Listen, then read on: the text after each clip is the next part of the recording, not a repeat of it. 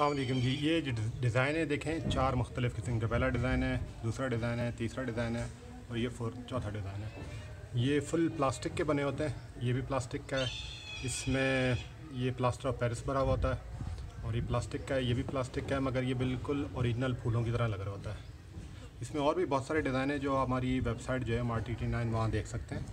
ये डिज़ाइन है, ये डिज़ाइन है, ये डिज़ाइन है। इसमें कुछ 299 के हैं, कुछ 399 के हैं, इस तरह कीमतें। तो आप चाहें तो दराज के ऊपर भी ख़रीद सकते हैं और हमारी वेबसाइट के ऊपर भी है। मगर इनमें एक थोड़ी सी चीज़ें आपको बता दूं कि बाज़ जगह पे ये इससे भी सस्ते मिल रहे होते हैं। जितने का हम बेच रहे होते हैं उससे सस्ते मिल रहे होते हैं। तो उसके अंदर कुछ चीज़ें होती हैं जिसकी वजह से इसकी कीमतों को कम किया जाता है। एक तो इनके पत्तों को कम कर देते हैं, जिसमें पत्ते लगे हुए हैं इनकी तादाद को कम कर देते हैं, इनकी प्राइस को कम कर दिया जाता है।